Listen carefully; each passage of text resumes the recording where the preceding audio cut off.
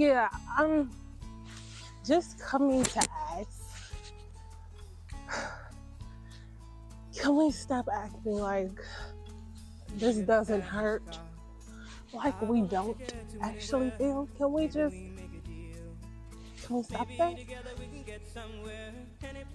Hold on. What's up, y'all?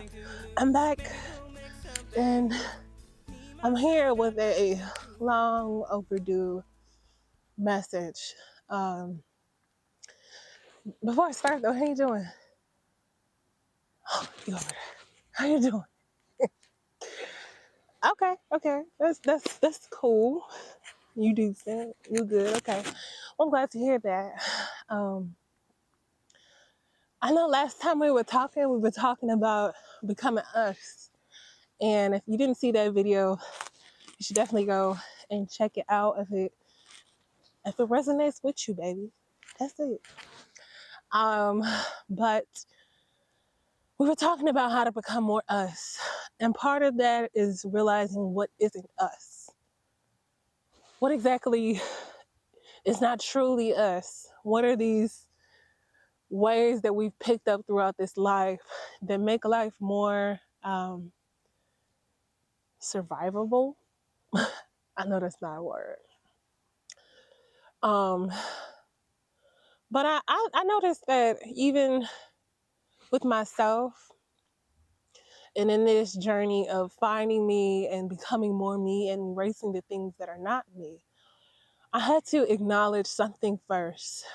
And it was the pain, where I was hurt, where I built these defense mechanisms and why and how, who I did it with.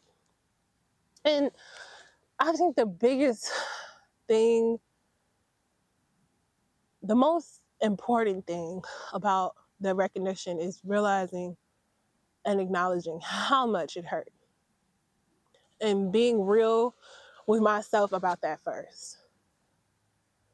A lot of times when we're going through things, painful things, it's easier to just push on and keep going and not to really acknowledge the depth of the pain. And we just say, oh, I'm good, I'm okay, I'm taking it one day at a time, or, just making the best out of the situation, which honestly, there's nothing wrong with that. Making the best out of your pain, making the best out of your situation, making your pain work for you. The problem begins when we're not honest with ourselves about how much something hurt us or the capacity of a situation. Let me kind of explain. So when you go through something that's painful and we don't acknowledge the pain and where the pain went, it's easy to repeat a cycle. And it's easy to not truly heal that wound, because how can you heal something you're not acknowledging? I try to take my time when I'm sharing this, because this has been something I've been sitting on for some time. And while I'm on this journey of life and becoming more me and just constantly learning things about myself, like I'm sure you all are doing every single day, just learning something about yourself. I hope you are. But something I had to learn once is that certain stuff I'm not okay with. We sometimes just want to be cool, we want to be nonchalant, we want to act so tough, so bad, but acknowledging that something hurt you does not make you weak. Acknowledging a pain that is there and how deep that pain is does not make you less than. It makes you honest. No reward for healing fast. There's no reward for finding yourself quickly. There's no reward in that. A lot of the times we don't want to acknowledge pain because once you get in that pain, you are in that pain. And pain is painful. And oftentimes when we have these painful experiences, It's cliche to say, and we don't want to hear, and it's easier said than done. But life is teaching us a lesson. I was talking to my sister, and we were talking about just wanting to be so over the pain or a traumatic situation that you just want to forget the pain. But the problem in forgetting the pain is that when you forget the pain, you can revisit a situation or a person or find yourself repeating things that you said you would not do. Let's talk about what emotion is. Emotion, literally, is energy in motion.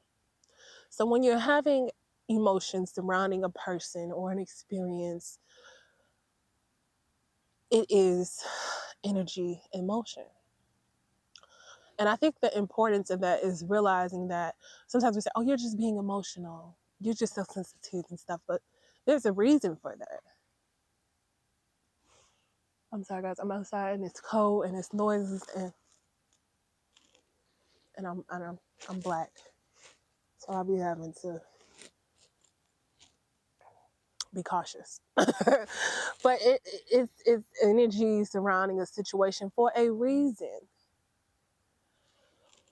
Even when you remember things that make you happy, you want to do them again because they make you happy. You have a feeling that is what I want to do. But when we have such strong emotions surrounding people and situations, it's there for a reminder. It's not meant for vain, and it is energy.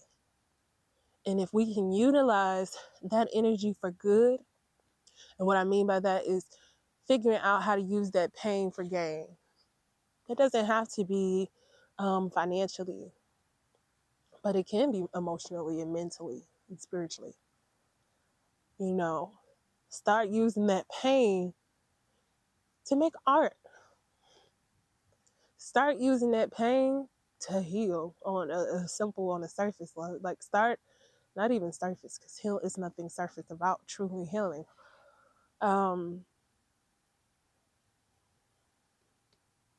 I want to get personal and share something with you all. There were times in my life where I felt I was really progressing in life and truly healing and just, ooh, cute and beautiful and just, life is a breath of fresh air. But there was a point I was talking to one of my friends and I was telling her like, I don't have to have a partner in this life. Like I can die alone and be perfectly happy and be sipping lemonade with my best friend on my porch. And she was like, well, I want to be clear with you. I ain't your best friend because I want a partner. And I understood what she meant by that. Okay. I understood what she meant by that. She was just saying that she wanted to acknowledge I don't want to be alone. I want love. I deserve love. But what she said after that was what really took me back was that you are hurt. You're really hurt. And I am too. And sometimes we don't see that pain or even acknowledge it because it's easier not to. But when you can start being honest with yourself and honest about what you really want in life. The type of engagements that you really want to have with people. The type of relationships that you really want to have with people. I want friends. I want beautiful people who reflect light in my life. Even though I've been betrayed and hurt by people who I thought were very close to me, people who I may have called family members once upon a time, and I know that I'm not alone on this. You know, and when you have that type of hurt, it's a hurt that will linger for years if you don't do something with it. And we think sometimes if I isolate myself from this environment in this type of situation, I'm grown, I've healed. Ooh, but baby, let me tell you, it's not the truth. Okay, I learned that in real time, in real life. I could tell a story, but that's too personal. Okay, but I mentioned that to say that sometimes we'll get back in a situation and or by a familiar person, and you think, I've grown so much, I've healed so much, I can encounter this person, I can encounter this type of situation, and then you find yourself in the situation doing the same thing. Why? What's really there? I thought you grew. I thought we grew. I thought we healed that. And here you are acting the same. You're human. You're full of emotion. And it's always nice to remind myself what emotion is. Energy and motion. It's not a bad thing. It's not a bad thing to acknowledge. It's not a bad thing to feel. But you have to be truthful with yourself in order to heal. And when you begin to heal, all of those things that you were thinking were you, all those defense mechanisms and all these things that were never really you, get easier to deal with. It gets easier to be you. I got some landscapers walking around back here, so hopefully they don't come in image, but I can't make any promises, guys. Oh, I have a really good example of all of this, guys. Imagine having a house infested with roaches. No shame to people with roaches, but nobody wants roaches. Even if you got roaches, you don't want them. And once you get out of a house where you have roaches and you get into a house where you don't have roaches no more, it's euphoric. It's like, I'm never going back. I never want roaches again. And you know what to look for when you're looking for houses or apartments, and you know the signs of a house with roaches. And you're like, I'm staying away from that by all means necessary. Because you remember how it felt before anything else. You remember how it felt to have that situation going on in your life. So stop pretending. Be real with yourself. Have those hard boundaries set up, because when you start being real about that, you're not going to have tolerance for certain people. You're not going to have tolerance for certain things, because you will realize that actually did hurt really bad, and I don't want to put myself in that type of position again. I don't want to do that again. I'm not that person again who enjoys that type of feeling. For what? When there's no gain in it.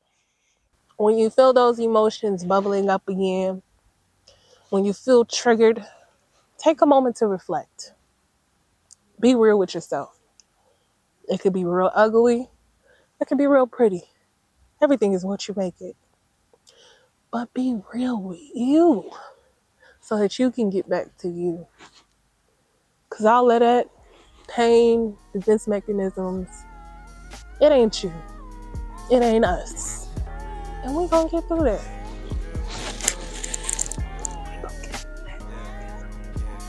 All right. I love you guys. I gotta go. It's kind of cold out here. But I don't got nothing else around. Big